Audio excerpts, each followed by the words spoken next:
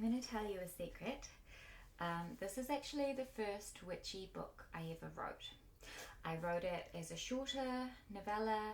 I wrote it as part of a group project, and it was I'd written some other books before that were not fantasy, and some books that were kind of fantasy but not witchy, and yet I've been a witch for a long time, and I really wanted to write witchy books that were drawing on real magic. But I'd never really figured out how to do that and not feel too self-conscious, because it was hard for me to figure out I'm not just inventing a totally imagined fantasy world. I also want to write about things that are real. Like, I want to write about the elements and the properties of herbs and how magic really works. So I wrote this, and later on I lengthened it and I did more work on it. But I wrote it before I wrote my Myrtlewood Mysteries series originally, and then later I brought the characters from this book into the Myrtlewood Mysteries because I love the characters. And this is a special book because it's set in a real place, set on Holloway Road, which is a very witchy road in Wellington where I live. And I didn't grow up here, but my dad used to live on that street when I was growing up. So it was somewhere that was personal to me, where I'd spent a lot of my school holidays when I was growing up. And it's such a magical place. When you read this book and you read about the street, it will probably come through the way that the wilderness of that place that's got a liminal quality to it. It backs onto the forest.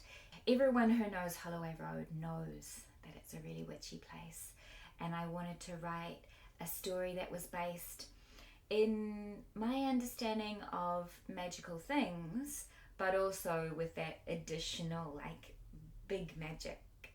The fantasy elements, I wanted to bring that in too. So Ursula in this book, she is 29, so about that Saturn return age, and she's coming out of that relationship, and she's house sitting for her grandmother and her aunt, who are very witchy characters. And this is also her story of discovering her magic, because Ursula grew up disconnected from magic, even though she comes from a magical family. So it's a story of magical empowerment, which I think is really important, because I think that's what a lot of us are looking for, is how do we connect with our own power, and how do we connect with this world, how do we connect with nature, how do we connect with community, how do we live in this world that's changing so fast, how do we understand who we really are and what we really want and what we're doing here, how do we grow. And literally in this story there's a lot of growing, because Ursula has some beautiful botanical magic that makes things grow. And it's also an unusual story. Holloway Road, The Witches of Holloway Road, is an unusual story because it is polyamorous in its sort of romantic subplot.